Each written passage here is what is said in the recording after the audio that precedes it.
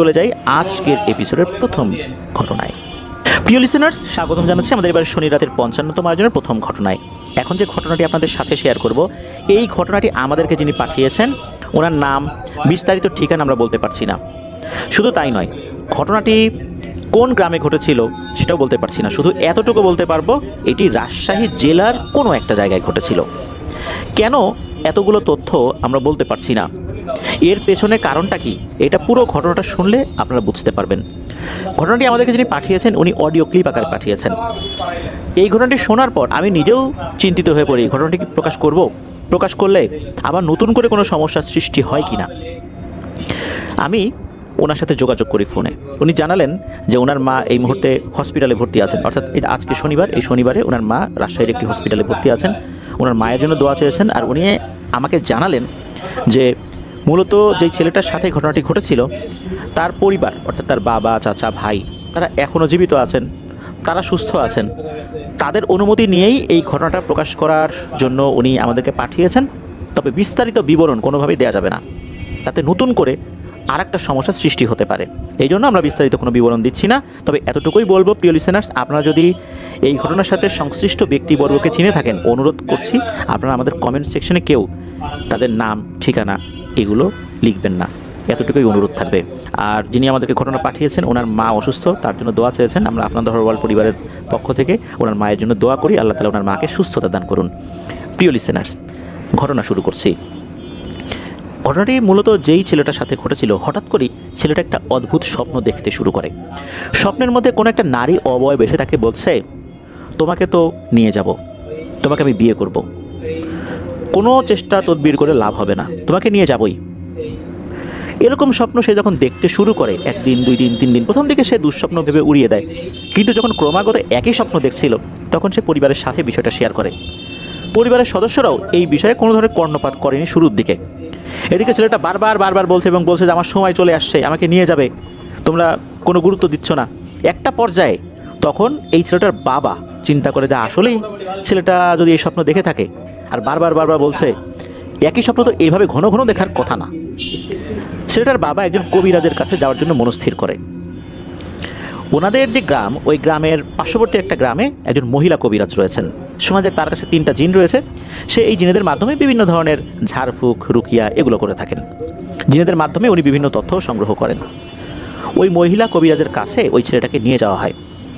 মহিলা কবিরাজ ছেলেটাকে ভালো করে দেখে উনি কিছু বুঝতে পারছিলেন না, কেননা ওই ছেলেটার উপরে সরাসরি কোনো জিনের প্রভাব উনি বুঝতে পারছিলেন না। পরবর্তীতে উনি বলেন যে আপনারা আপাতত চলে যান, আমার তথ্য সংগ্রাহক যে জিনেরা রয়েছে 3টা জিন, ওদের সাথে আমি বিষয়টা আলোচনা করে দেখি কতটুকু তথ্য সংগ্রহ করতে পারি, কোন গোত্রের জিনেরা একে নিয়ে যেতে চাচ্ছে, কেনই বা এভাবে নিয়ে যেতে চাচ্ছে, ওদের সাথে আলাপ আলোচনা করে বা অন্য কোনো মাধ্যমে এই বিষয়টার একটা সমাধান করা যায় কি না দেখি, আপনারা 2 দিন পরে আসেন। তো ওখান থেকে ওনারা চলে আসেন। এদিকে হয় কি, ওই ছেলেটার বাবা একটা স্বপ্ন দেখেন। স্বপ্নের মধ্যে কোনো একটা নারী অবয়ব তাকে বলছে যে তুমি যদি তোমার ছেলেকে চিরতরে হারাতে না চাও, তাহলে তোমার কিন্তু একটা রাস্তা খোলা আছে, সেটা হচ্ছে আর কোনো হুজুর কবিরাজের কাছে যাওয়া যাবে না। যদি হুজুর কবিরাজের কাছে যাও, এই ছেলেকে চিরতরে হারাতে হবে। আর যদি না যাও, এই ছেলেকে তো আমরা নিয়ে যাবই, তবে এই ছেলেটা যখন ইচ্ছে করবে তোমাদেরকে দেখতে চাইবে, বা তোমরা যদি কোনো একটা সামাজিক অনুষ্ঠান করো, বা তাকে যদি কখনো দেখতে ইচ্ছা করে, বাড়িতে ভালো কোনো রান্না হয়েছে, এই ছেলেটা যদি খেতে পারতো, এরকম যদি কখনো মনে হয়, ওই ছেলেটাকে আমরা আবার নিয়ে যাব। এখন তোমরা কি চাও? হুজুর কবিরাজের কাছে যাবা, গেলে কিন্তু চিরতরে হারাবা, আর না গেলে এই ছেলেটাকে তোমরা এভাবে সবসময় দেখতে পারবা।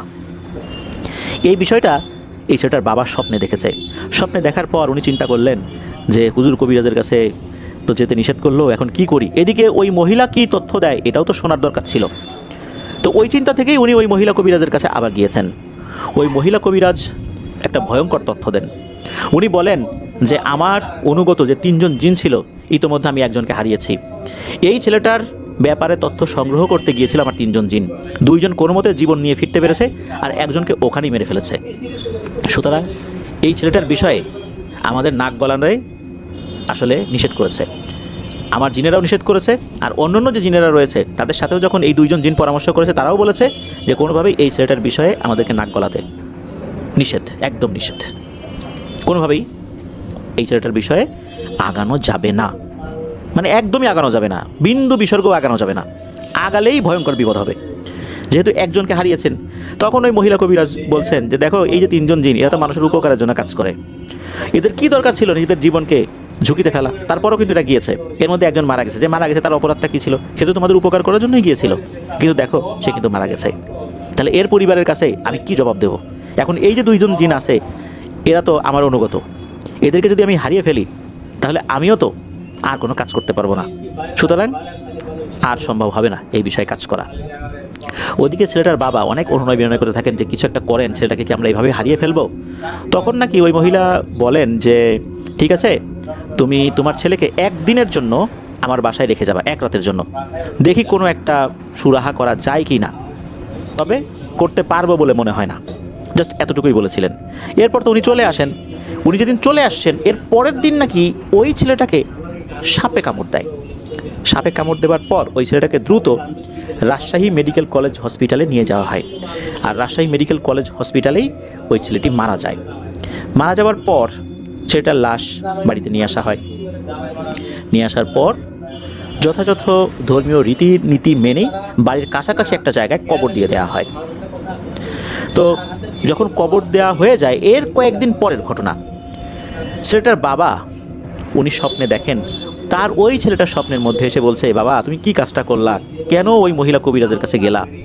যদি তুমি ওই মহিলা কবিরাজের কাছে না যেতা তাহলে তো এরা আমাকে নিয়ে গেলেও মাঝে মাঝে তোমাদের সাথে দেখা সাক্ষাৎ করতে পারতাম, কিন্তু এখন তো সেই সুযোগ নাই। আমাকে কিন্তু ওরা ঠিকই নিয়ে গেছে, আমি সশরীরেই ওদের কাছে আছি। আর এই যে সাপে কামড়ের যেই ব্যাপারগুলো তোমরা দেখেছো, এইটা ওদের একটা বিশেষ কৌশল ছিল, যাতে করে সাধারণ মানুষজনের চোখ এড়িয়ে আমাকে নিয়ে যাওয়া যায়। আমি কিন্তু কবরের মধ্যে নাই, তোমরা আমাকে যে কবর দিয়েছো এর পরপরই আমাকে ওরা নিয়ে গেছে। কি কাজটা করলা? আমি আর কখনোই তোমাদের সাথে দেখা করতে আসতে পারবো না, তবে হ্যাঁ, স্বপ্নের মধ্যে মাঝে মাঝে এসে কথা বলতে পারবো, তবে সেটাও ওদের অনুমতি সাপেক্ষে। ওরা কিভাবে এই জিনিসটা অনুমতি দেবে বা আদতে দেবে কি না এটাও বলতে পারি না। শুধু এতটুকু বলার জন্য ওরা একটা বিশেষ পদ্ধতি অবলম্বন করেছে, যার মাধ্যমে আমি কথা বলতে পারছি। এছাড়া আমি কিন্তু আর পারবো না, ওরা যদি অনুমতি দেয় তখনই শুধু পারবো। তো এই স্বপ্ন যখন উনি দেখেছেন, ওনার যখন ঘুম ভেঙে গেছে, তখন পরিবারের সাথে বিষয়টা শেয়ার করেছেন, আরে ওই ছেলেটা তো স্বপ্নের মধ্যে এসে আমাকে এই বলে গেছে। তখন সবাই বলে যে কীভাবে সম্ভব, ওকে সাপে কেটেছে, হসপিটালে নিয়ে যাওয়া হয়েছে, সেখানে সে মারা গেছে, এরপর আমরা তাকে নিয়ে আসলাম, কবর দিলাম, সব কিছু ঠিকঠাক মতো হলো, সে কবরের মধ্যে নাই মানে? আত্মীয় স্বজনরা কবরের কাছে যায়, গিয়ে দেখে কবরটা কিন্তু ঠিকঠাকই আছে, কোনো সমস্যা নেই, ও কবর কেউ খোঁড়েও নাই, একদম স্বাভাবিক। এই ঘটনার প্রায় 5 কি 6 মাস পার হয়ে গিয়েছে। এর মধ্যে ঘটে একটা অদ্ভুত ঘটনা। ওই এলাকায় যেই গরুগুলো আছে, এই গরুগুলো মোটামুটি তাদের একটা নির্দিষ্ট বয়স পর্যন্ত, প্রায় 7-8 মাস পর্যন্ত নাকি গলায় দড়ি লাগানো হয় না, এমনিতেই ঘুরে বেড়ায়, ঘুরে ঘুরে খাবার খায়, পরবর্তীতে গলায় দড়ি দেওয়া হয় আর কি। এই গরুগুলো বিভিন্ন জায়গায় এভাবে ঘুরে ঘুরে ঘাস পাতা খায়। এমন একটা গরু হয় কি, এই ছেলেটার যে কবর, এই কবরের ওখানে গিয়ে এক পাশ ভেঙে ওই গরুটা কবরের ভেতরে পড়ে গেছে। এখন গরুটা তো অত বড় না, সে কোনোভাবেই কবর থেকে উঠতে পারছে না, সে তার মতো করে হাম্বা হাম্বা করে চিৎকার চেঁচামেচি শুরু করেছে। এদিকে ওই গরুটা ওখানে পড়ে গেছে, উঠতে পারছে না, গরুটা তো কবর থেকে তুলতে হবে। যেহেতু একটা কবর ভেঙে পড়ে গেছে, যার কবর, তার পরিবারের সদস্যদেরকে তো ডাকতে হবে যে এই ব্যাপার, তো আসো, দেখো এই যে কবর ভেঙে পড়ে গেছে গরুটা। তাদেরকে ডাকা হয়, আরও লোকজন আসে, এসে দেখে এক অদ্ভুত বিষয়। সেটা হচ্ছে ওই যেই গরুটা কবরটা ভেঙে পড়ে গেছে, যেই পাশ ভেঙে পড়ে গেছে, ওই পাশের যে বাঁশগুলো, ওই বাঁশগুলো অনেকটা নষ্ট হয়ে গিয়েছিল, তো তাই ওই সাইডটা ভেঙে পড়ে গেলেও অন্য পাশটা ঠিকঠাক মতো ছিল। ওই গরুটাকে যখন টেনে হিঁচড়ে উপরে তোলা হয়, তখন সবাই দেখে আর একটা বিষয়। আমরা অনেক সময় উঠোন ঝাড়ু দিলে মাটি যেরকম একদম ফ্রেশ হয়ে যায়, পরিষ্কার থাকে, কোনো ধরনের কোনো পাতা বা ময়লা আবর্জনা পড়ে থাকে না, কবর দেওয়ার আগ দিয়ে কবর যখন সুন্দর ক্লিন থাকে ভেতরে, ঠিক যেরকম থাকে, মনে হচ্ছে কবরের ভেতর ওই রকম ক্লিন। ওখানে কাফনের কাপড়টাও নাই, ডেড বডি তো নাই। এই দৃশ্য ওখানে অনেকেই দেখেছেন, এই ছেলের আত্মীয় স্বজনরাও দেখেছেন। তবে বিষয়টা যেন খুব একটা বেশি জানাজানি না হয়, জানাজানি হলে আবার আর একটা সমস্যা হতে পারে, আবার কোন ধরনের ভুতুরে বিপদ নেমে আসে এটা তো বলা যায় না। তখন নাকি ওনারা খুব দ্রুততার সাথে মাটি এনে ওই কবরটা আবার ঠিক করে দেন। তবে ওই পরিবারের সদস্যরাও দেখেছিলেন কবরের ভেতরে কিছুই নাই, একদম কিচ্ছু নাই, একদম সুন্দর ভেতরে, ঠিক একটা কবর নতুন কাটলে যেরকম হয় ওই রকম। 5-6 মাসেও কবরের ভিতরে একই রকম অবস্থা। তখন পরিবারের সদস্যরা বুঝতে পারেন আসলেই ওই ছেলেটা স্বপ্নে এসে যে কথাগুলো বলেছিল এটা সত্য। তবে এটা নিয়ে ওনারা আর কোনো ধরনের কোনো হুজুরের কাছেও যান নাই, ওই ছেলেটাকে ছুটিয়ে আনার জন্য কোনো ধরনের কোনো তদবির ওনারা করেননি। এই ছেলেটার বাবা, চাচা এবং ভাইয়ের সাথে কথা বলেছেন আমাদেরকে, যিনি ঘটনা পাঠিয়েছেন, সবাই সেম তথ্য দিয়েছেন। তবে একজন শুধু এতটুকু তথ্য দিয়েছিলেন ছেলেটাকে ইঁদুরে কেটেছে, আর সবাই বলেছেন সাপে কেটেছে। জাস্ট খালি ওই একজন বলেছেন ছেলেটাকে ইঁদুরে কেটেছে, এছাড়া সব তথ্য হুবহু একই রকম ছিল। ওনারা এই কারণে বিষয়টা প্রকাশ করতে চান না, বিষয়টা প্রকাশিত হলে আবার নতুন করে কোনো একটা ঝামেলা হতে পারে। এই কারণেই ওনারা এই বিষয়টা যেন প্রকাশিত না হয়, এই জন্য ওনাদের নাম, ঠিকানা, বিস্তারিত বিবরণ এটা বলতে নিষেধ করেছেন। আর যিনি আমাদেরকে ঘটনা পাঠিয়েছেন ওনারও নাম ঠিকানা বলতে নিষেধ করেছেন, কেননা এটা যদি অনেকে জানে, ওনার আশেপাশে জানে, তখন ওনাকে আবার সবাই এই বিষয়টা নিয়ে প্রশ্ন করবে, জানতে চাইবে, তখন আরও বেশি জানাজানি হবে। মূলত সেফটির জন্য এটা বলা নিষেধ। এই ঘটনাটা আমি শোনার পর আমি চিন্তা করলাম যে এটা আমরা প্রকাশ করব, আমাদের কোনো সমস্যা হবে কিনা। মূলত এটা নিয়েই যখন ওনার সাথে কথা বলি তখন বললেন যে না, এটা পরিবার থেকে শর্ত সাপেক্ষে অনুমতি দেওয়া হয়েছে, শর্ত যদি মেনটেন করা যায় তাহলে আপনারা প্রকাশ করতে পারেন। আর সেই চিন্তা করেই উনি আমাদেরকে ঘটনাটা পাঠিয়েছেন, এই জন্য আমরা ঘটনাটা প্রকাশ করলাম। প্রিয় লিসেনার্স, একবার ভাবুন, একটা ছেলেকে সাপে কেটেছে, সে মারা গেছে, এরপর তার ডেড বডি নিয়ে আসা হলো, গোসল দেওয়া হলো, জানাজা দেওয়া হলো, কবর দেওয়া হলো, অথচ সে কবরে নেই। কবর ভেঙে ওই গরুটা ভেতরে না পড়লে মানুষজন কিন্তু জানতেই পারতো না, বিশেষ করে ওই পরিবারের সদস্যরা, যে আসলে কবরের ভেতর থেকে নিয়ে গেছে। আর ওই ছেলেটা কিন্তু স্বপ্নে বলেছিল এই যে সাপে কাটা, কবর দেয়া, এগুলো নিছক একটা লোক দেখানো ব্যাপার ছিল। এটা আসলে জাস্ট একটা আইওয়াশ ছিল, জিনেরাই এই কাজটি করেছিল। আসলে সে কবরের মধ্যে নেই, সে এখন জিনেদের দেশে রয়েছে। সে আবার কবে স্বপ্নের মধ্যে তার বাবাকে এই বিষয়টা বলবে এটা নিশ্চিত না।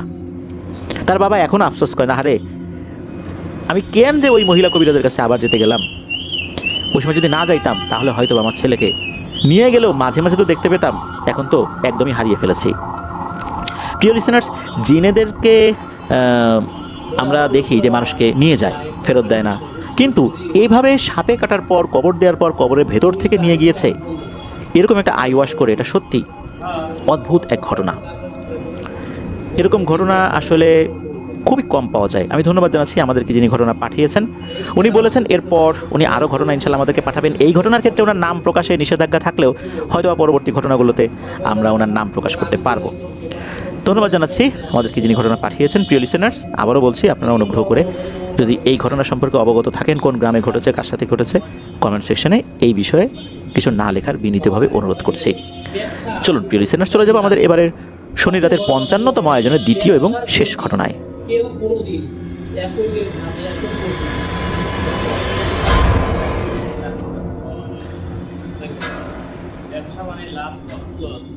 আবারও স্বাগতম জানাচ্ছি প্রিয় লিসেনার্স আমাদের এবারে শনি রাতের 55তম আয়োজনের দ্বিতীয় এবং শেষ ঘটনায়। এখন যে ঘটনাটি আপনাদের সাথে শেয়ার করব, এই ঘটনাটি আমাদেরকে যিনি দিয়েছেন ওনার নাম রাহুল ইসলাম মেঘ। উনি একজন রেমিটেন্স যোদ্ধা ভাই, বর্তমানে রয়েছেন মালয়েশিয়াতে। উনি পেইন্টিংয়ের কাজ করেন সেখানে। ওনার বাড়ি যশোর জেলার শার্শা উপজেলার নিজামপুর ইউনিয়নের শ্রীকোনা গ্রামে। ওনার পাঠানো বেশ কিছু ঘটনা ইতোমধ্যেই কিন্তু আমরা প্রচার করেছি, বিশেষ করে সর্প পিশাচিনী পার্ট 1, পার্ট 2। মেঘ ভাইয়ের কাছ থেকে সর্বপ্রথম ঘটনা সংগ্রহ করে আমাদেরকে যিনি দিয়েছিলেন তিনি হচ্ছেন শেখ মিকাইল আহমেদ ভাই। মূলত মিকাইল ভাই মেঘ ভাইকে আমাদের সাথে পরিচয় করিয়ে দিয়েছেন। তো রাহুল ইসলাম মেঘ ভাই যে ঘটনাটি পাঠিয়েছেন, এই ঘটনাটির অন্যতম প্রত্যক্ষদর্শী উনি নিজেই। ঘটনাটি 2014 সালের ডিসেম্বর মাসের একদম শেষ দিকে বা জানুয়ারি মাসের একদম প্রথম সপ্তাহে ঘটেছিল বলে উনি আমাদেরকে জানিয়েছেন। ওই সময় ওনারা 3 বন্ধু, এই মেঘ ভাই, রাকিব এবং তুষার, এই 3 জন মিলে একত্রে সব কাজ করতেন। খেলাধুলা, বেড়াতে যাওয়া, এর গাছের আম, কাঁঠাল এগুলো চুরি করে খাওয়া, মানে প্রফেশনাল চোর না, দুষ্টুমি করে করতেন আর কি। এছাড়াও আর একটা কাজ করতেন, দিনের বেলাতে ওই ছোট মাছের মধ্যে ফুরাডান নামক এক ধরনের কীটনাশক ভরে দিয়ে বক শিকার করতেন। বক যদি এগুলো খেত, মাথা ঘুরে পড়ে যেত, তখন বকগুলোকে ধরে জবাই করে তারপর রান্না করে খেয়ে ফেলতেন। যদিও বা এই কাজটা মোটেও উচিত নয়, আল্লাহ সুবহানাহু ওয়া তাআলা প্রকৃতিতে কোনো কিছুই অনর্থক সৃষ্টি করেননি। অনেক হালাল জিনিস আছে যেগুলো খাওয়া জায়েজ, কিন্তু সেগুলো মেরে খেলে যদি প্রকৃতিতে বিপর্যয় ঘটার সম্ভাবনা থাকে তখন কিন্তু এগুলো খাওয়া যাবে না, তাহলে আমাদের জন্য এটা ক্ষতি। কৃষিকাজের জন্য ক্ষতি, যেহেতু বাংলাদেশ কৃষি নির্ভর দেশ। এই ধরনের জিনিসগুলো মেরে ফেলার কারণে আমাদের প্রকৃতি কিন্তু তাদের ভারসাম্য হারাচ্ছে। অনেকে ইচ্ছা করে গুই সাপ মেরে ফেলেন কোনো কারণ ছাড়াই। আর এই কারণে কিন্তু রাসেল ভাইপার নামক ভয়ঙ্কর এই বিষধর সাপ আবার ফেরত এসেছে। গুই সাপ কিন্তু রাসেল ভাইপারের এক ধরনের সেন্ট বুঝতে পারে। গুই সাপ রাসেল ভাইপারের ভয়ঙ্কর শত্রু, কিন্তু আমরা অপ্রয়োজনেই গুই সাপ নিধন করেছি, যেটা মোটেও উচিত নয়। তো যাই হোক, এলাহুল ইসলাম মেঘ ভাই সহ ওনার যে দুই বন্ধু, ওনারা তো এই অপকর্মগুলো চালাতেন। একটা সময় মনে হলো, আচ্ছা দিনের বেলাতে এই যে বক শিকার করি, অনেক ময়মুরব্বীরা বকাঝকা করেন, একটা কাজ করলে কেমন হয়, রাতের বেলা বক শিকার করব। আর এইসব পুরাটান কীটনাশক দিয়ে বক শিকার না করাই ভালো। তাহলে কি করা যায়? ইয়ার গান কিনতে হবে। 2014 সালে ওনাদের বয়স হচ্ছে 16-17 বছর। তো এই বয়সী ছেলেপেলেদের হাতে তো আর বেশি টাকা থাকবে না, এটাই স্বাভাবিক। কীভাবে টাকা ম্যানেজ করা যায়? একটা সেকেন্ড হ্যান্ড ইয়ার গান কিনবেন, সেটা দেখেও ফেললেন, আলাপ আলোচনা করলেন 7 কি 8 হাজার টাকা লাগবে ওই সময় এটা কিনতে গেলে। এত টাকা কীভাবে ম্যানেজ করবেন? তখন ওনারা চিন্তা করলেন, এবার চুরির কাজটা নিজ বাড়িতেই সমাধান করতে হবে। অর্থাৎ এই কাজটা নিজের বাড়ি থেকে শুরু করতে হবে, নাহলে তার হবে না। ওনারা তো ওরকম প্রফেশনাল চোর না, দুষ্টুমি করে চুরি করেন আর কি। তখন নিজ বাড়ির গোলা থেকে ধান, গম, ডাল এগুলো চুরি করে ওনারা মোটামুটি 3 জন মিলে এই পরিমাণ টাকা, অর্থাৎ ওই যে ইয়ারগান কেনার মতো যেই পরিমাণ টাকা লাগবে এই পরিমাণ টাকা গুছিয়ে ফেলেন। ইয়ারগান কিনেও ফেলেন। প্রথম দিকে রাতের বেলা ওনারা বক শিকার যখন করতে গিয়েছেন, দেখা গেল যে ওরকম বক ওনারা পাচ্ছেন না। তখন চিন্তা হলো যে কি করা যায়। 3 জন মিলে একটা সিদ্ধান্ত নিলেন যে নদীর ওপারে যে নির্জন চর রয়েছে, ওখানে অনেক কাশ বন আছে আর কি, ওখানে বড় বড় সাইজের বক সহ শঙ্খচূড় পাখিগুলো বসে। শঙ্খচূড় পাখিগুলো সাইজ অনেক বড় হয়, ওগুলো শিকার করা যেতে পারে। অন্তত ইয়ারগানের পয়সা তো উসুল করতে হবে। এইভাবে শুধু ইয়ারগান নিয়ে ঘোরাঘুরি করলে হবে? আবার মানুষজন দেখলেও সমস্যা। ইয়ারগান নিয়ে দিনের বেলা ঘোরাঘুরি করলে দেখা যাবে যে প্রশাসনের কোনো লোক যদি দেখে ফেলে, তখন হবে আর একটা বিপদ। এই জন্য রাতের বেলাতে ইয়ারগান দিয়ে পাখি শিকার করবেন সিদ্ধান্ত নিলেন। আর একটা সিদ্ধান্ত হলো, ওই নির্জন চরে ওনারা যাবেন। সেই কথা অনুযায়ী 3 জন মিলে বেরিয়ে গেলেন। এই মেঘ ভাইয়ের হাতে ছিল শক্তিশালী একটা চার্জার টর্চ লাইট, যেটা ওনার এক আত্মীয় মালয়েশিয়া থেকে পাঠিয়েছিলেন। অনেক আলো হতো, অনেক দূর পর্যন্ত দেখা যেত। ওনারা বাসা থেকে রাতের বেলা বের হয়েছেন। সময় কিন্তু প্রচণ্ড ঠান্ডার সময়, অর্থাৎ ডিসেম্বরের একদম শেষ দিকে বা জানুয়ারির শুরুর দিকে যদি আমরা চিন্তা করি, তখন তো ওরকমই ঠান্ডা পড়ে বাংলাদেশের আবহাওয়াতে আর কি। ওনারা বাসা থেকে বের হয়ে কিছুটা পথ হেঁটে ওই নদী পার হওয়ার জন্য ছোট্ট একটা ডিঙি নৌকা আগে থেকে রেডি করে রেখেছিলেন। ওটা ওনাদের নিজেদেরই নৌকা আর কি। ওনারা ওই নৌকা দিয়ে ছোট্ট নদীটা পার হওয়ার পর ওই চরে চলে আসেন। আকাশে চাঁদের আলো মোটামুটি ভালোই ছিল, কুয়াশাও ছিল, তবে কুয়াশা যে অনেক বেশি ছিল তা না, দেখা যাচ্ছিল মোটামুটি অনেক কিছুই। চারদিকে শেয়ালের ডাক, ঝিঝি পোকার ডাক, নির্জন চর, চাঁদের আলো, কুয়াশা সব মিলে একটা অন্য রকমের পরিবেশ। ওরা 3 জন গল্প করতে করতে এগিয়ে যাচ্ছেন। একটা সময় ওনারা এমন একটা জায়গায় আসেন, সেখান থেকে কিছু বক দেখা যাচ্ছিল। এর মধ্যে একটা বড় সাইজের বককে টার্গেট করলেন এই মেঘ ভাই। ওনার হাতের নিশানা আবার ভালোই ছিল বলতে হবে। উনি ওই বককে টার্গেট করে যখন শ্যুট করেছেন, তখন দেখা গেল ওই বকের শরীরে গুলিটা লেগেছে। লাগার পর ওই বকটা কিছুটা উড়ে গিয়ে একটা জায়গায় পড়ে গেল। তখন এই মেঘ ভাই রাকিবকে বলছেন, রাকিব তুই যা, গিয়ে বকটা নিয়ে আয়। রাকিব আবার তুষারকে বলছে, তুষার তুই যা, তুই গিয়ে বকটা নিয়ে আয়। তুষার একবার রাকিবকে বলে, রাকিব একবার তুষারকে বলে। এরকম 2 জন বেশ কিছুক্ষণ ধাক্কাধাক্কি করার পর অবশেষে তুষারই গেল ওই বকটা আনার জন্য। তুষার বকটা আনতে গিয়েছে, আনতে যাওয়ার পর তুষার আর ফেরত আসে না। কি একটা সমস্যা, তুষার ফেরত আসছে না। তখন সময় প্রায় 10-15 মিনিট পার হয়ে গেছে। এদিকে চিন্তায় পড়ে গেলেন এই রাকিব এবং মেঘ ভাই, কোনো সমস্যা হলো কিনা। তখন এই রাকিবকে মেঘ ভাই বললেন, রাকিব যা তো, দেখ তো তুষার কোনো সমস্যা হলো কিনা। তখন রাকিব ওই দিকটাতে যায়। যাবার পর তারও প্রায় 10-15 মিনিট পার হয়ে গেছে, তারও আসার কোনো নামগন্ধও নাই। এদিকে এই মেঘ ভাই একা একা ওখানে বসে আছেন ইয়ারগান নিয়ে। কিছুক্ষণ পর রাকিবের আওয়াজ আসে, যে এই মেঘ আয় আয়, এদিকে আয়, এদিকে অনেক বড় বড় বক দেখা যাচ্ছে। তখন মেঘ ভাই বলতেছে, এদিকে বলতে কোন দিকে? বলে এই যে এদিকে, এই পাশে একটা শ্মশান আছে না, এই সাইডে দেখা যাচ্ছে। তখন মেঘ ভাই এবার বলতেছে, ধুর ওই শ্মশানের দিকে যাবো না, তুই তুষারকে পাইছিস কিনা বল, আর ওই বক যেটা পড়ছে ওইটা নিয়ে চলে আয়। রাকিব বলে, আরে এদিকে আয় না, একটু দেখ না, আসলেই বুঝতে পারবি, তারপর না হয় সিদ্ধান্ত নিস, অন্তত দেখে যায় এখানে এসে। তখন উনি আবার ওই কাশবনের মধ্যে ঢুকেছেন। ওখানে উনি এর আগেও এসেছিলেন, মোটামুটি আশপাশটা উনি চিনতেন। এটা এমন না যে উনি কখনো এর আগে আসেননি। ওনারা তো খুব ডান পিঠে ছেলে ছিলেন, আশেপাশের বিস্তীর্ণ এলাকা ওনাদের সবই নখদর্পণে ছিল, কোন জায়গায় শ্মশান আছে, কোন জায়গায় কবরস্থান আছে, সবই ওনাদের জানা ছিল। তো উনি তখন ওই কাশবনের মধ্যে ঢুকেছেন। ঢোকার পর বলছে, কোন দিকে রে, তুই কোন দিকে আছিস? কাশবন তো বেশ বড় বড় হয়, উনি তো আসলে বুঝতে পারছেন না যে ঠিক কোন সাইডে রাকিব আছে। তো রাকিব একদিক থেকে আওয়াজ দেয়, এই যে এইদিকে এইদিকে আয়। তো শব্দের উৎস ধরে মেঘ ভাই ওদিকে এগিয়ে যাচ্ছেন। তো মেঘ ভাইয়ের সাথে কিন্তু কথোপকথন হচ্ছে। মেঘ ভাই বলছেন যে, এই তুষারকে কি দেখছিস? বলে যে, আরে তুষার মনে হয় পালাইছে রে, এখান থেকে বাড়িতে চলে গেছে, তুই এদিকে আয়। তখন উনি ওই শব্দের উৎস ধরে আগাতে থাকেন। আগাতে আগাতে একটা পর্যায়ে হঠাৎ করে কোনো কিছুর সাথে উনি হোঁচট খান। উনি দেখার চেষ্টা করেন উনি কিসের সাথে হোঁচট খেয়েছেন। মনে হলো নরম কোনো কিছুর সাথে। নিচ দিকে তাকিয়ে উনি তো চমকে ওঠেন। উনি দেখেন রাকিব কাদামাটির মধ্যে মানে একদম মাখামাখি অবস্থায় পড়ে আছে, চিত হয়ে পড়ে আছে। এক ধরনের হালকা গোঙানির শব্দ তার মুখ থেকে ভেসে আসছে। ও পাশ থেকে কিন্তু তখনও ডাকছে, এই মেঘ এদিকে আয় এদিকে আয়, ওই যে রাকিবের কণ্ঠ নকল করে। উনি তো বুঝতে পারছেন ঘটনাটা কী হয়েছে। নিশ্চয়ই কোনো দুষ্টু পিশাচ ওনাকে ভুলিয়ে ভালিয়ে শ্মশানের দিকে নিয়ে যাচ্ছে।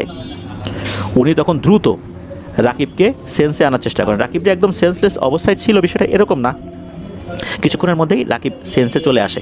তখন রাকিবকে উনি প্রশ্ন করেন, এই তুষার কই, আর তোর এই অবস্থা কীভাবে হলো? তখন ওই রাকিব বলতে, তুষারের কথা পরে জিজ্ঞেস কর, তাড়াতাড়ি আমাকে এখান থেকে নিয়ে যান, নাহলে কিন্তু আমাদের দুইজনেরই মরতে হবে। এখন তুষারকে এখানে রাতের বেলা এই নির্জন চরে রেখে ওনারা কীভাবে যাবেন? ওনারা চিন্তা করতেছিলেন, কিন্তু রাকিব এতটাই ভয় পেয়েছে যে সে এখন তুষারকে খুঁজতে যেতে রাজি না। সে বলছে, তাড়াতাড়ি আমাকে এখান থেকে নিয়ে চল, আমি মনে হয় বাঁচবো না। তাড়াতাড়ি করে তখন ওই যে ডিঙি নৌকা যেখানে ছিল ওই দিকটাতে ওনারা যাওয়া শুরু করেন। ডিঙি নৌকা পেয়েও যান, ডিঙি নৌকাতে উঠেছেন, ছোট্ট নদীটা পারও হয়েছেন, বাড়ি পর্যন্ত চলেও আসেন। এই অবস্থাতে এইটুকু আসার পথে কিন্তু কোনো ধরনের কোনো সমস্যা হয়নি। আস্তে আস্তে একটা ভয়ঙ্কর তথ্য এই রাকিব দেন। রাকিব যখন তুষারকে খোঁজার জন্য ওই কাশবনের মধ্যে ঢুকেছেন, একটা টার্গেট করে যে ওই জায়গায় বক পড়ছে, হয়তো ওইটার আশেপাশে তুষার থাকতে পারে। তো ওই দিকটাতে যখন আর কি রাকিব গিয়েছে, উনি দেখে একটা সাদা শেয়াল, মোটামুটি বড় সাইজের একটা সাদা শেয়াল ওই বকটাকে, যেটাকে ওনারা ফায়ার করেছিলেন আর কি, ওই বকটাকে টেনে ছিঁড়ে খাচ্ছে। ওখানে যাওয়ার পরপরই নাকি ওই শেয়ালটা ভয়ঙ্কর দৃষ্টি নিয়ে এই রাকিবের দিকে তাকায়। শুধু তাকিয়েছে বিষয়টা এরকম না, ওই বকটাকে ছেড়ে দিয়ে সরাসরি আক্রমণ করে বসে রাকিবকে। রাকিবের সাথে ধস্তাধস্তি হচ্ছিল, আর ওই শেয়ালটা চেষ্টা করছিল রাকিবকে টেনে ওই শ্মশানের দিকে নিয়ে যেতে। একটা পর্যায়ে পারেনি, তখন নাকি এই শেয়ালটা তাকে ছেড়ে দিয়ে চলে যায়। তো এর মধ্যে হয়েছে কি আর একটা বিষয়, যখন ছেড়ে দিয়ে চলে যায় তার কিছুক্ষণ আগে নাকি এই রাকিব উনি মেঘ ভাইয়ের গলার কণ্ঠস্বর শুনেছিলেন, কার সাথে মনে হচ্ছে কথা বলতেছে।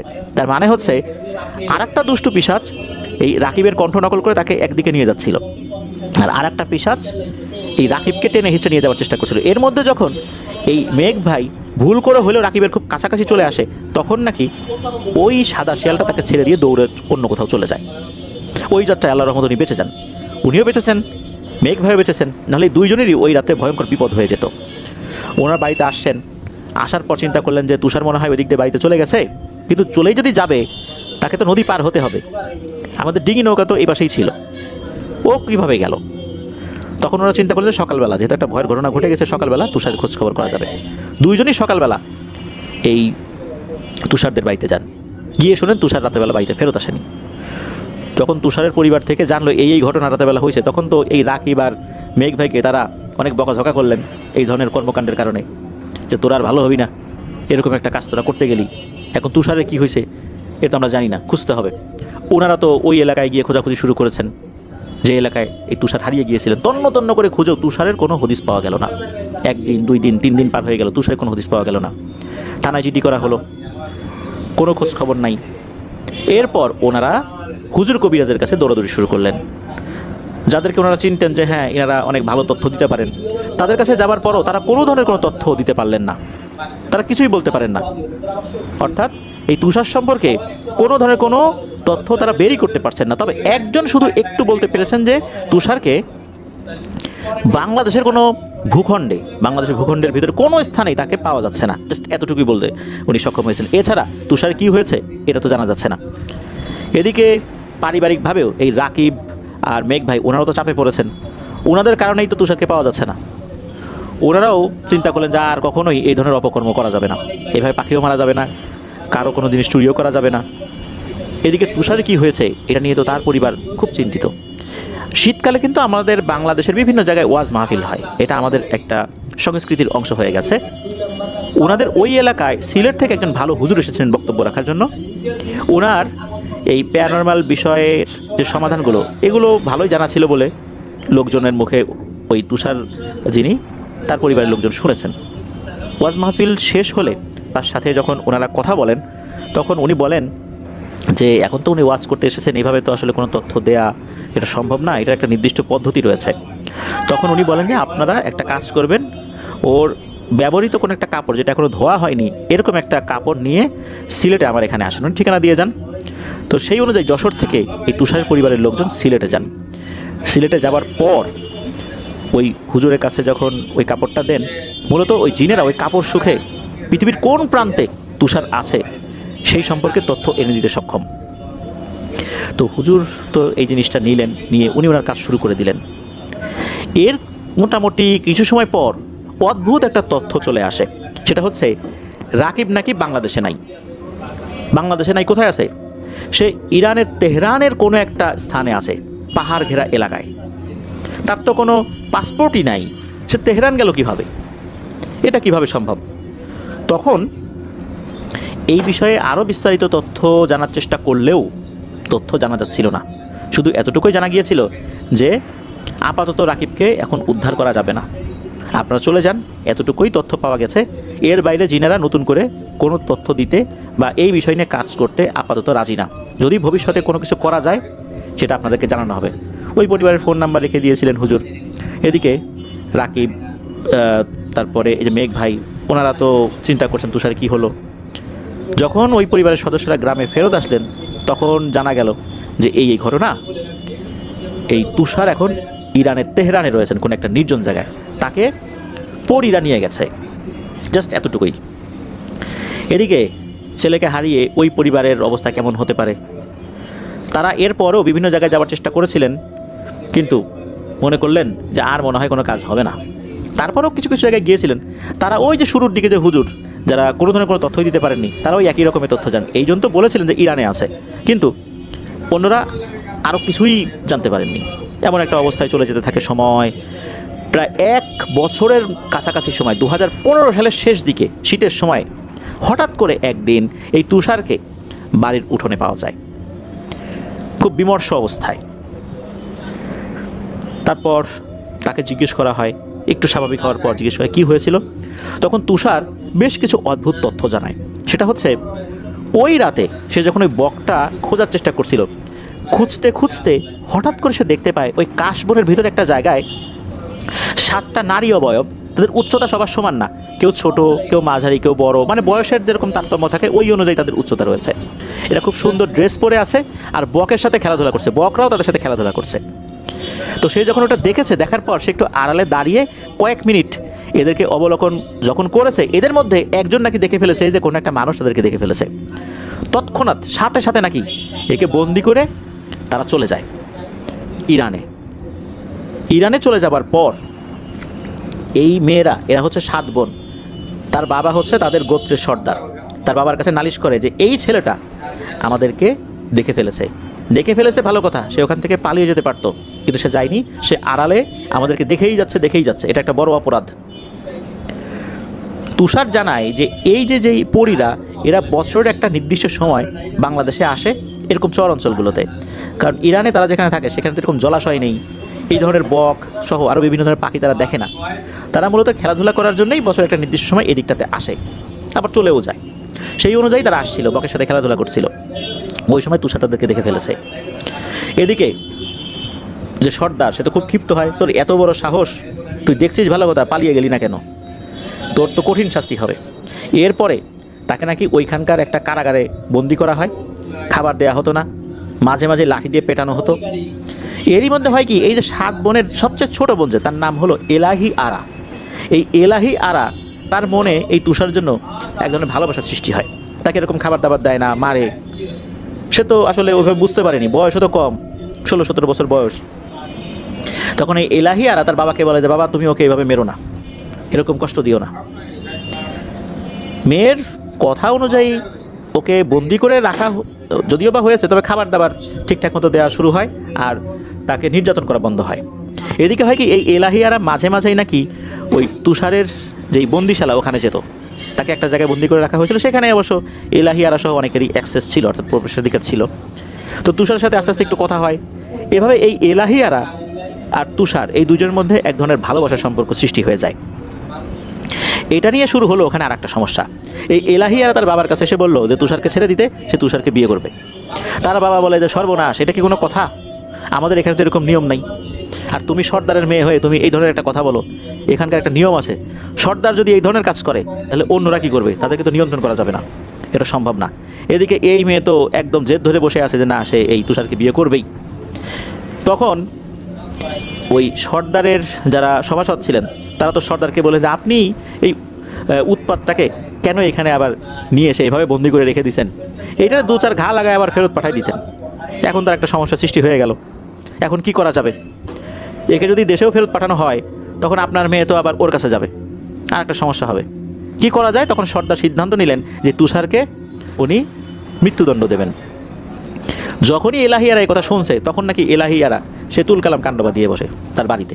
সে বলে যে যদি তুষারকে মেরে ফেলা হয় তাহলে সেও নাকি আত্মহত্যা করবে। এইটা নিয়ে এই সর্দারের বাসায়ও সমস্যা শুরু হয়ে গেল। একটা পর্যায়ে সর্দার সিদ্ধান্ত নিলেন যে তুষারকে তো উনি মারবেনই, তার মেয়েও যদি এতে বাধা সৃষ্টি হয় তাহলে উনি ওনার মেয়েকেও মেরে ফেলবেন।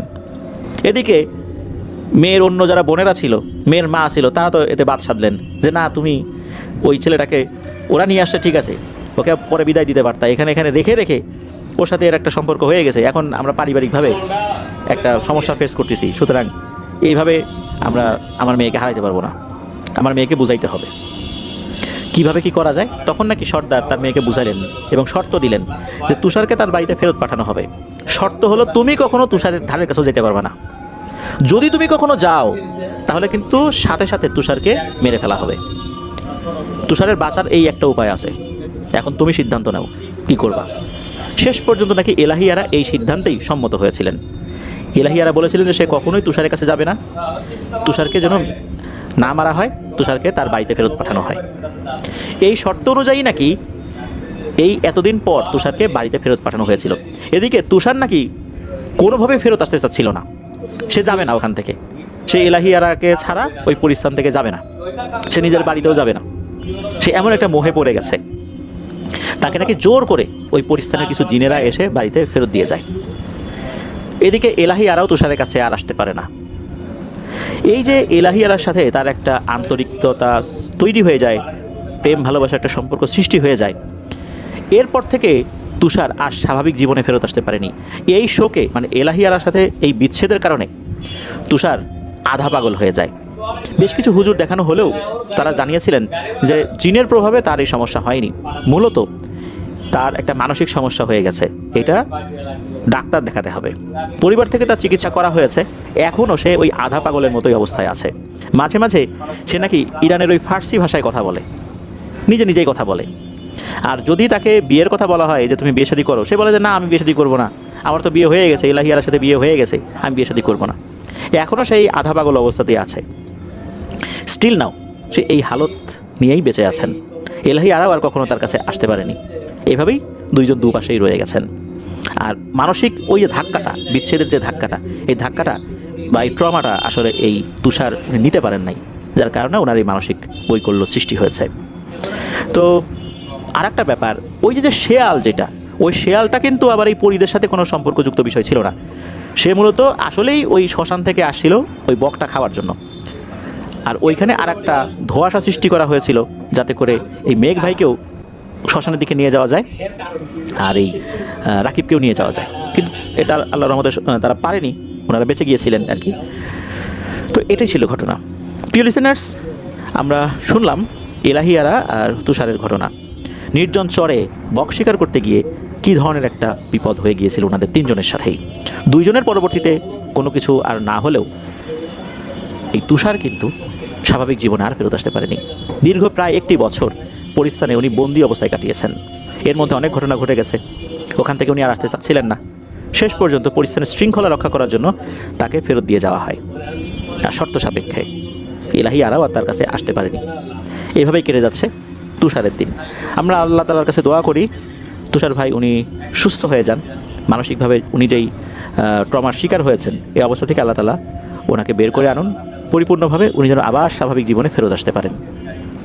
ধন্যবাদ জানাচ্ছি মেঘ ভাইকে, আর আরও একজন যিনি আমাদেরকে অন্য যে ঘটনাটি পাঠিয়েছিলেন তাকে, তার নামটা আমরা বলতে পারছি না সঙ্গত কারণেই। প্রিয় লিসেনার্স, আপনাদেরকেও ধন্যবাদ জানাচ্ছি যারা ধৈর্য ধরে পুরো এপিসোডটি শুনলেন। ঘটনাগুলো কেমন লাগলো তা জানিয়ে ভিডিওর কমেন্ট সেকশনে কমেন্ট করতে ভুলবেন না। এছাড়া আমাদের ফেসবুক পেজ আর গ্রুপ রয়েছে আপনাদের হরর বললামে, সেখানে গিয়েও আপনারা আপনাদের মতামত জানাতে পারেন। এই ভিডিওর লাইক বাটন প্রেস করতে ভুলবেন না, ভিডিওর লিঙ্কটাও বেশি বেশি করে শেয়ার করে দেবার অনুরোধ করছি। আগামীকাল অমীমাংসিত রহস্যের সিজন 2 এর প্রথম এপিসোড গানস অফ বরিশাল নিয়ে আমরা করেছি আফনান্স বি ইউটিউব চ্যানেলে। আগামীকাল রাত 10:59 ইনশাল্লাহ প্রচারিত হবে। আমাদের ওই চ্যানেল সাবস্ক্রাইব করার অনুরোধ করছি। ওই চ্যানেলের লিঙ্কটাও এই ভিডিওর ডেসক্রিপশনের একদম উপরের দিকে দেওয়া রয়েছে, সেখানে ক্লিক করলে আপনারা আমাদের ওই চ্যানেলে ঢুকে যেতে পারবেন। প্রিয় লিসেনার্স, বিদায় নিচ্ছি। সবচাইতে মূল্যবান জিনিস হচ্ছে দোয়া। এই জন্য আমরা সবসময় বলি যে আমরা যেন একে অপরের জন্য দোয়া করি। দোয়ার দ্বারা আল্লাহ তাআলা ভাগ্যকেও পরিবর্তন করে দেন, হায়াতকে বাড়িয়ে দেন, আবার হায়াতকে কমিয়েও দেন। মানুষের ভাগ্যও পরিবর্তন হয়ে যায় দোয়ার দ্বারা। রাসূলুল্লাহ সাল্লাল্লাহু আলাইহি ওয়াসাল্লাম বেশি বেশি করে দোয়া করার কথা বলেছেন।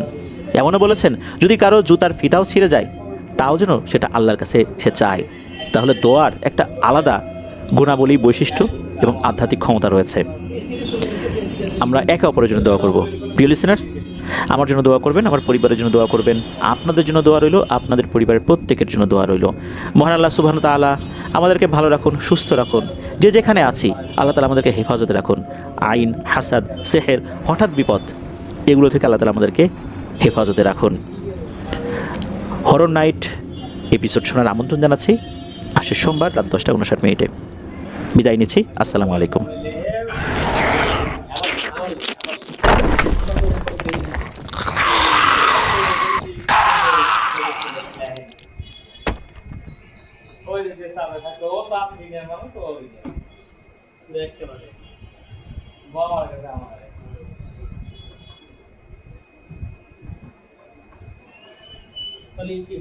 বাইরে শালি ভালো সংসার করতেছে।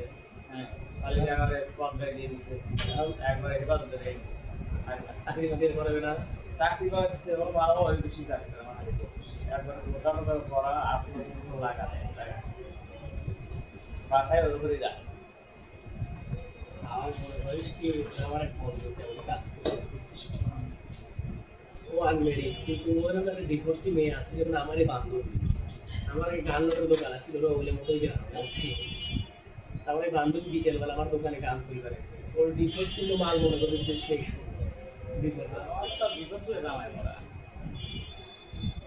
জামাই মানুষ কিন্তু জামাই মারা মেয়ে যারা এবং তারা না, এরা একটা বিষয় আছে, মানুষের কথা আছে না যে সারা হাতে দিয়ে দিও না মরার হাতে দিয়ে দিও। এখন তো গ্রাম বাংলা এই কথা বলে সারা হাতে তো অপছন্দ মানুষ। পরে আমার বন্ধু মনে করেছে ইয়ে করে তো ওই মেয়ে বিয়ে করালে পাগল হবে, সাওয়াল হলো আনবেরি, মেয়ে হলো বাচ্চা আছে, কিছু অত যে কিছুই বুঝাইলো ও কিছুই বুঝল না। ও কি বিয়ে করলো, ও কি বিয়ে করে আর সম্ভব করতেছে যার মনে যায় আমার মনে ওটা কিছু টাইম নাই, বুঝছিস? এগুলো কাহিনী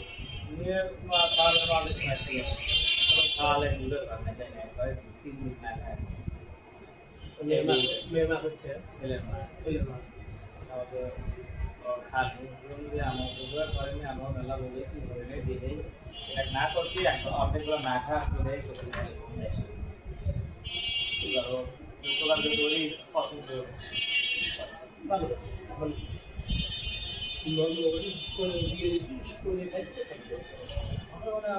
আর একটা চাই না, আমরা সালিশ করতেছি চাপ দিয়ে বলায় ফট করে তাই তোরা বাড়ি নিয়ে এসেছি সাল নিয়ে দিদি আর 10 লাখ টাকা কাগজ করে তোমার কথা একটা দেয় বড় কথা কথা বলে কি করবো না করে চিন্তা আমার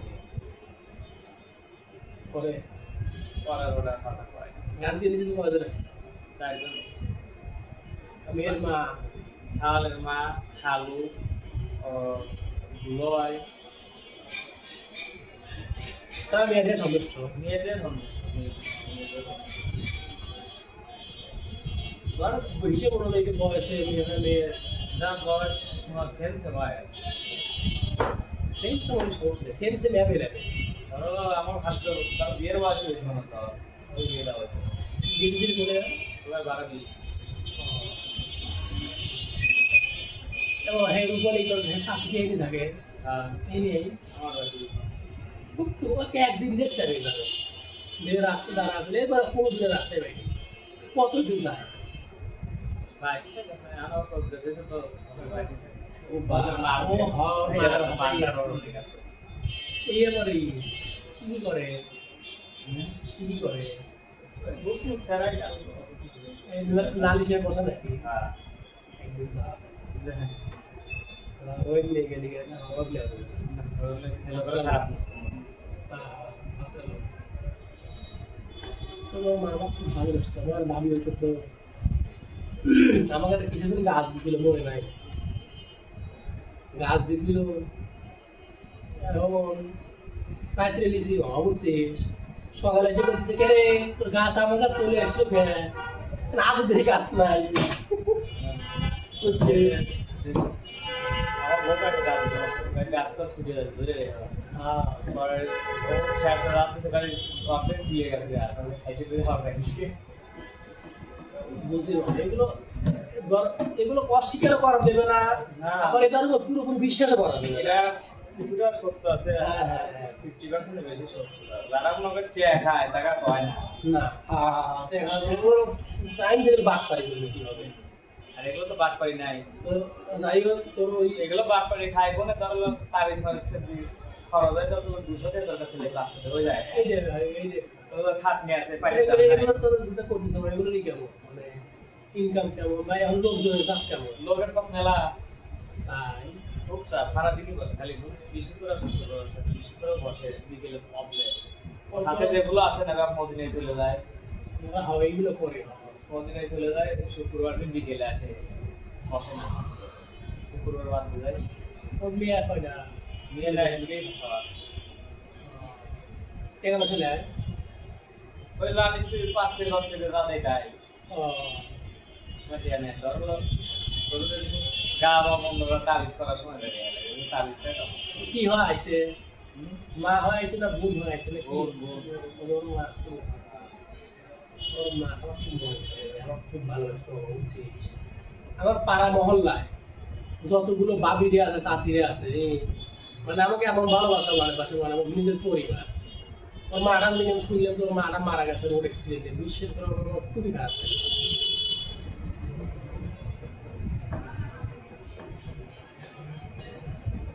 এখন তো তোর চাষা কি করে হলো দাঁড়ো ভালো মানুষ দাঁড়ো ভাই যেমন আরো মানে একই বাইক কিনতে জিনিস করতে এই জন্য সাল তো ঘুরে আমার আমার বাস থেকে কিন্তু অনেক সুন্দর ছিল ফিটনেসও ভালো ছিল এখন কেমন দেখি আবার কিছু সাদা বলে ভাই সিটি নিয়ে বলে বুঝিস ভালো হয়েছে আবার মাঝে মধ্যে মাঝে মধ্যে কালকে ওই দিকে সে গাড়ি মনে এখন নতুন চাইলে লোক নাই না বেড়ে গেছে ঠিক আছে দেখা কেমন আল্লাহ তুমি সবচেয়ে ভালো কিছু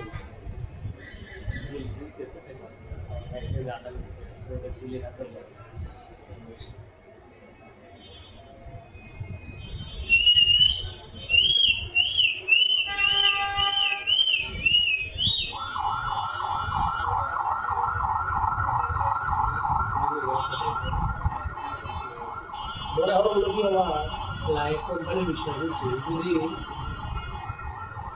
ধুলোগুলি টার্গেট হলে আমি বলতে পারি কোম্পানির দিক যদি ওর কোম্পানিতে যা করতে হবে কোম্পানি দিবে একবার ভেবে না অন্য কথা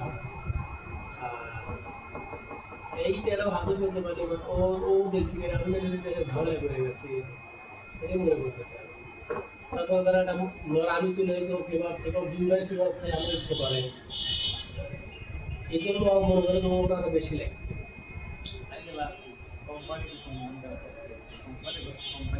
মামা আরেক কথা কি জানিস, ব্যবসা আমি করতেছি আমি জানি, সবচেয়ে বড় কথা কি আমার এই ব্যবসার গতি কেউ কোনোদিন একই রেট ভাবে একই গতি রাখতে পারবে না। ব্যবসা মানে লাভ লস। লস। এখন ওর কাছে যে কাস্টমার গুলো আসতেছে বুঝছিস, 2 দিন পর হোক আর 2 মাস পর হোক 2 বছর পর হোক, এই কাস্টমার গুলো একসঙ্গে আলাদা আছে। মেলা কাস্টমার আলাদা আছে। বুঝছিস? আগে দেখুন সবাই মেলা টাকা লাভ করলো, সবাই নিল না, অন্যরা নিল। চিন্তা করলে আমি যে ওর একটা পয়েন্ট আছে কি, ওরা কাস্টমার আসলে কাস্টমার এসে 50-100 টাকা খরচ করে। খরচ করে কাস্টমার ছুটি গেছিল, আমি বলছিলাম খালি নাম কিছু করে না লাভ করে না, মানে বাবু না নানুবার কথা কিছু নানুবার না কতদিন বাইরে লাভ এই যে কালা এই করে সব মিলে যে বিশেষ করে এবার বিশেষ তাই মন চাই না আসলে ঘর কথা বলে এরকম আইটেম মেলা না হলে ধরে হচ্ছে কোন লিঙ্ক আছে ওর হচ্ছে বেশি আইটেম বেশি না থাকে, তাহলে আমার এই জগৎটা বুঝতে পারবো আসে না তো আমার দেশের কাস্টমার সুযোগ পায় বেশি, রাইট? যেমন আমার এগুলো আমার ব্যবসাটা হয়ে গেছে, আগে বিশ্বাস করো নালিশ আমি দেখে নিই করা তো কলকাতা হলে কিন্তু ধরো যে লিখতে বাহির করে যায় ওদের বাস হবে আর তুই তো না বিশেষ কম সময় নেই, এটা করে থাকি ওই কর্মে আমার নতুন ব্যবসা বাকিরা দিতে পারে মালটা এগুলো না। ইংলিশটা আর করে যাবেন বন্ধু আমরা রিকোয়েস্ট করে যে আমার সাথেই আছে মালগুলো দেয়, আর একটা আমারও জানিয়ে এসে হাতে দেখছে চেক দিয়েছি আর কি মাল একটা লাইট আছে বুঝছিস, কিন্তু বিষয় হলো কি বলে কি করবে বলে চাপ সৃষ্টি করে। প্রথম কথা দোকানদার ভিতরে দোকানে দোকান দেখাইলাম না, সিটির সামনে একটা দোকানে বলছি আমি কিছু করিস না কোনো কথা আসলে তুই আমি এটা আগে একবার দোকান দিয়েছিলাম 20,000 টাকা, কিন্তু আমি কিনে দিয়েছিলাম, তুই জানিস তুই তো জানিস তুই কিনে দিয়েছিলি, তার মানে তুই ইচ্ছা ভালো আমি ইনভেস্ট করছি ব্যবসা করে, কেউ জিতে নিতে পারে না। লিটন মামার সাথে পরামর্শ করলে লিটন মামা বলে যে আমি সাপোর্ট করা পারবো, আমি দোকানে রেখে এসেছি খুব সিরিয়াস দোকান আমি খালি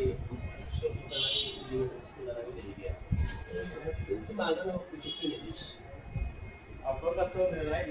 যতটুকু সমস্ত গাছ থেকে আমি নিয়ে নেয় ব্যস্ত, ঠিক আছে মোটামুটি 30,000 টাকা আমি আবার সিস্টেম করে না থাকে আমার কাছে দিয়ে তোদের না থেকে আমার কাছ থেকে সিদ্ধান্ত খাই না, দুজন নিজে ব্যবসা করবে, ঠিক আছে? এই কথা যেই কমে ও আবার তো সাপোর্ট দিবে, প্রথম কিছু কিন্তু আলোচনায় শেষ করে লাগে একেবারে যে আমার কাছে বসে এটা সেটা ইত্যাদি, ঠিক আছে বেশি নয় 2-3 দিন যাওয়া যে আমি বলে পারবো নাকি তোরা মজা করলে যাবো না যাবো না তারপরে সব হ্যাঁ হ্যাঁ সব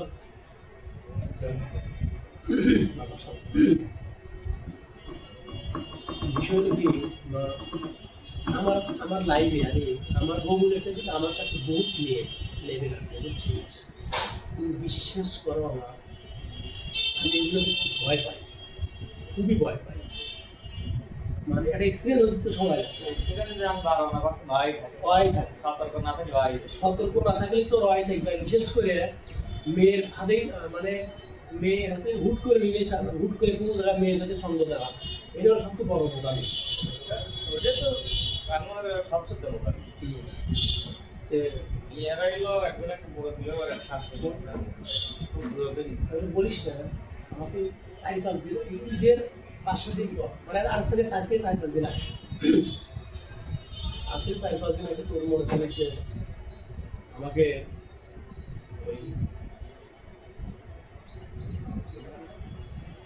রুমের জিনিস জানিস যদি মেয়েদের লেভেল হয় ভালো মাথা ইনভেস্ট যত করা লাগে করবে কি আসে চেয়ে দেখবে কিন্তু অন্য ব্যক্তি আসলে কোনগুলো বাড়ি করে দেওয়ার মধ্যে আমি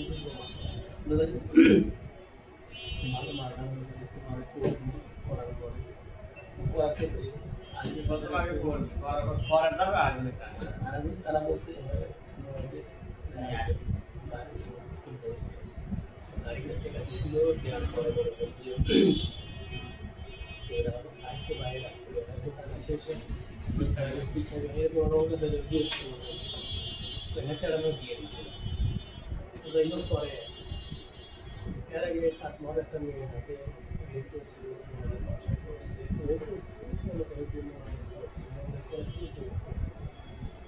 লেগে মেলা কিছু মাছ আছে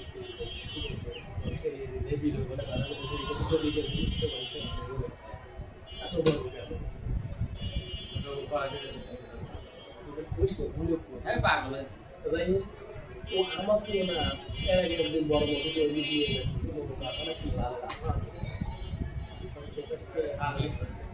ভালো দোকান আছে সম্ভবত পরে আমাকে আনন্দ করছে আমাকে রিক্সা করে নিয়ে আমি তখন বড় মতো অর্ধেক থানা পার দিয়ে করেছিল জিনিস খাওয়া ওরা আমাকে আসতে করেছে এই কাজ পরে আমি কিনলাম যে ব্রেক আমি তো বুঝো অঞ্চলকে নিয়ে এসেছিলাম শুনি আচ্ছা বেশ ভালো এরপরে মনে করি যে মেহেরে যা করে বলে আমার একটা আকর্ষণ লাস্ট লাস্ট করে কথা আমার বলছে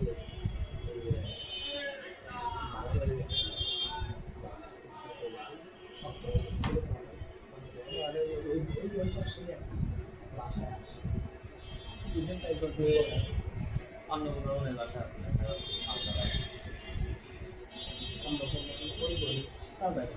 এটা হলো অন্য কোনো আগে আমার ভালো রস আছে ও তাই বাসায় করাইছি দুটো মেয়েও আছে দুটো মেয়ে আমার কাস্টমার দুটো নিয়ে আমার ঘরে বাগাবারে এখন থাকাতে পারে ঋতু ঋতুকালী কালাটা ওর বউ আছে তারপর বলে সার্ফেস বলে সার্ফেস বড় বিয়ে হয়েছে ভালো বিয়ে হয়েছে আমাদের আরো কথা হয় বাচ্চা লোকে এত যাই হতো না ওর নাম তোর নামে নাকি আলাদা কালো এই দেখবে মানে ক্যামেরা নিয়ে এসে সেটা আছে টয়লেট করা লাগে সেটা বানাতে অন্য করে টয়লেট তো যাই হোক পরে মনে করে যে আমার ইয়ে তোর আমি আগে বলে 5 বছর আগে একা আমার বাসায় যাই 5 টাকা আগে করবে না আমার বাসায় আছে আমি আর একটা সিন দিয়ে এবং খালি বলে আমি করি না করি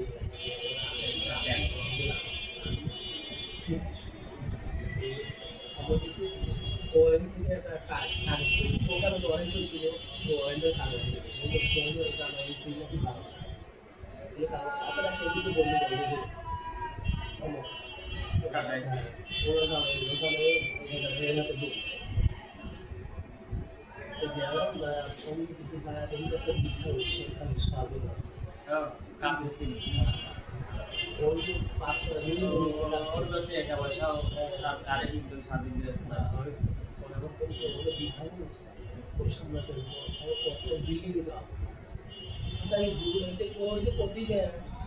আমরা ওই বান দিয়ে ও দেখি আমরা বান করতেছি এই একটা লাইন দেবো কত কিলোমিটার তার লাগবে টিজি কোয়াইটার এই আমরা একটা ঘুরে আসি ইতিমধ্যে আমার বাড়ির পাশে আমার শাস্তি করে আসি তো এগুলোই করে এখন আমরা নিচে বলছি ওই বাই দেখি যে লাইনে চলে আসতেছে আমরা গেছি 12টার দিকে 12টা সাড়ে 11 দেখো বলে বলে ভাই আমি তুমি লিখে আমি আপনি লিখে আমার তো পাঁচতলা তারপরে পাঁচতলা কত কোচিং সেন্টার আইছিলাম একটা টিচার লাগবে তো ওখানে আমার আমাকে তুমি আমার একটা লাইন আছে লাইন পয়েন্ট দেখতেছি প্রতারণ ধরতে পারি না, কিন্তু আমার তো বোঝা শেষ কারণ আপনার কোনো ভাই হয় আপনার পরিবেশ কোন দেশ বুঝে গাড়ি এগুলো না এলো মানে বাড়িতে পড়া ওই মানে ঢোকার এগুলো না এগুলোর মধ্যে আমি ইন্টারেস্ট না আমার ফেস জিনিস আমার দাঁড়ায় আমি তাই সাহস করি আমি যদি মনে করি যে সুবিধা আমার বলছি যে আমার বাঙালিকে পাশাপাশি ওর গাড়ি ছিল দোকান আছে অবশ্যই রাজা বই আমার বলতেছে আমি না সিটি হয়ে যায় আমার সিটি সিটি জায়গা পাওয়া যেতে পারি আমি তাই করতাম আমার জায়গায় দাম দিয়ে আমার তাই করতাম আমার 500 লোক কিন্তু আমরা চিনি আমার আসলে 2000 সেটাই বেড়ে গেল আমার আমার ব্যবসা বাণিজ্য করি একটা পয়েন্টে থাকি আমি চিনতে পারবো চিনতে পারে কারণ এই 2000 লোক আমার সিনিয়র মধ্যে আমার 200 লোক আছে আমার বাড়িতে পারবো বাড়ির কোয়া দিও না তারা আমার শত্রু সবার একটা মানুষ তো সবার কাছে ভালো হতে পারে ওই তো হ্যান্ডেল তো ওটা এগুলো না কিছু 22 টাকা দিলে বড় করতে হবে আপনার কোনো জায়গা নেই তাহলে পরে মনে করি যে আর কি পরে বললাম যে না ওদের কোনো আমার সেফটি জায়গা নাই এখন সেফটি জায়গায় পাই একটা জিনিস জায়গা পাই সেটা হলো কক্সবাজার তো বলতেছে যে যেমন যারা মাইসে যাওয়ার কথা আছে বিদেশ যাওয়ার কথা আছে বিদেশ যাওয়ার কথা বলবে তাদের একটা সুযোগ দেওয়া যেতে পারে তাও আবার অনেক বাইরে ছিল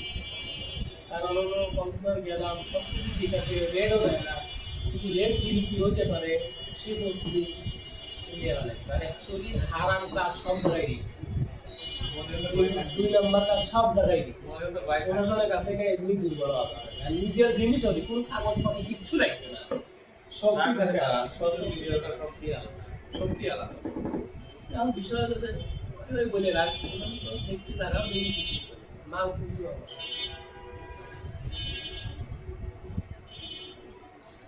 কাম করবো লাইন দিয়ে এটি দেবো মেলা সময় আগে ঘরে কথা তো বাইরে কাজ করবো মেলা ওই লাইন দিয়ে ওই দিকে তাহলে এরকম কি দুই নম্বরের কাজ সময় নেওয়াই যেতে না আমরা বাইরে সময় নেবো তো ভালো যাবে তুই আর ঠিক আছে ওই একটা সুযোগ ওই একটা সুযোগ যে জিনিসপাতি বাইরে ঘরে আগে প্রথম দিয়ে যাচ্ছে এখন দেহে উঠে চলে আসো আমরা বাইরে চলে আসো বাইরে তার মধ্যে আমরা সিস্টেম করবো এগুলো তো সিস্টেম ঠিক আছে ওই একটাই প্ল্যান এটাই পেলাম তাছাড়া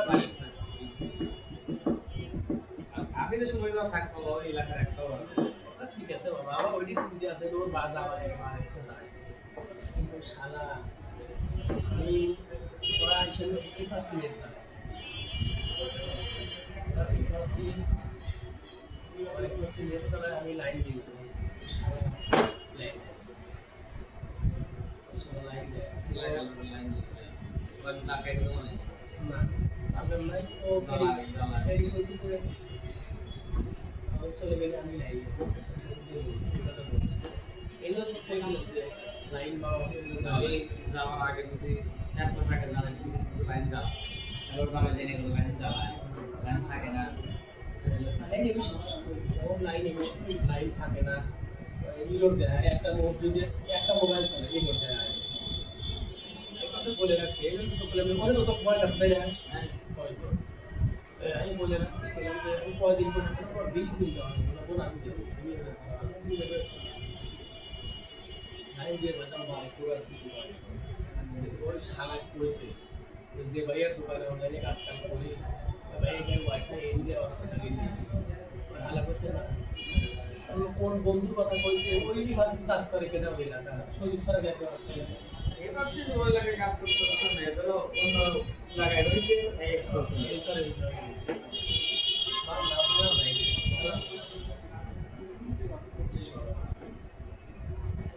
কিন্তু বড় বড় সাওয়ালটা বড় মানে কি গান দেখুন যাকে আগে চলে যাবে তোমার ফোন না ওটা ঠিক আছে কিন্তু বড় বড় ওইভাবে বলার হয় না আমি দিয়ে দেবো সেরকম বাইরে বাইরে তো তোর প্লেয়ার যাচ্ছে না টাকা নেই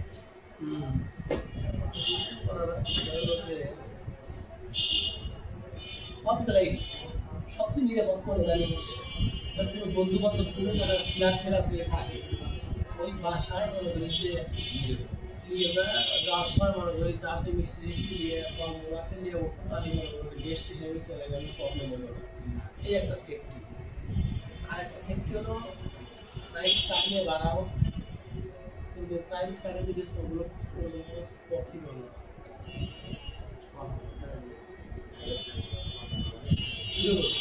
আমি যাবো আমার বন্ধুর কথা বলেছি কার বিয়া বলে প্রাইভেট কারে আমি ওই চিন্তা করছি প্রাইভেট কারে বিয়ে আগে আমার গাড়িটা খুব ওরকম সেফটি গাড়ি তো কালো গেল আছে গাড়ি আছে গাড়ি তো কত লাগবে অ্যাভেলেবল আছে মোটার বেড়ে ড্রাইভার তুই রাখা রাখান না সব না সবগুলোর কথা বলছি ওজন টাইম বেশি ওটা ব্যাপার কয় তো দেবো এই কাম কিন্তু ওগুলো ওইগুলো মানে নিজের ড্রাইভার ভালো ওখানে বাজারে একটা ড্রাইভার আছে আলামিন না সিরিজ থাকে আমার টেকনিক পরিবার এরপর আমি প্রথমে দুই বেড়াইছি আমার বাইরে গেছে আলামিন ড্রাইভ করে তো খুলাই যাবে না আর ওই গাড়ি প্রাইভেট গাড়ি সাদা দেখা যায় ওগুলো পাওয়া যাবে কারণ ওগুলো কিন্তু পাওয়া যাবে আগে এই লাইট বিলে গেল বিশেষ করে টেনশন তো গাড়িটা তো পয়েন্ট না দোকানটা আমার বিলে পাওয়া গেলে সমস্যা আপনার রাত 12টা করুন বর্ষা আরো বেশি থাকে যাই এটা নিয়ে যাবো আরেকটা বিষয় আছে মেয়ে বিষয়টা মেয়ে আমার পরিচয় আমার 5 বছর কিন্তু ওই মেয়ে হচ্ছে আমার এই পরিস্থিতি মনে হচ্ছে 3 বছর পরিচয় অনেক পরিচয় অনেক দূর কিন্তু এই কালের লাইফ হচ্ছে কিন্তু আর বিষয় হলো না মানুষ কিন্তু খারাপ মানুষ বেশি ছিল ওই মেয়েটা মানে কেমন হবে এটা আমি আজ ভালোই জানছি আমার পয়েন্ট থেকে ভালো জানছি কারণ কেমন মানুষের ক্যারেক্টার কেমন এটা আমার জানা নাই যতটুকু জানি ওই মেয়ে করতেছি করে না কিছুই করে না টোপ দিছে ওই মেয়ে আমার করছে কাকা মেয়ের সারা আপনি বন্ধু আমি শুনতে পাইছি পরে এবার দেখেন ওনা থেকে আমার যায় বললাম যে আবার ওই যায় আপনার আবার কি কথা এই সুযোগ পাইলাম তো ভাই ওই কিন্তু চান্স পায় নাই ওই কিন্তু মুখ্য বিশ্বাস করা তো প্রায় ওই নাম্বার আর আপনার ভালো থাকে তো চান্স হ্যাঁ হ্যাঁ ভালো গাড়ি ভালো রে ভালো ক্লাব গাড়ি দিয়ে বাল করে ভরাই আমি এই চাকরি করতাম তো ভালো ছিল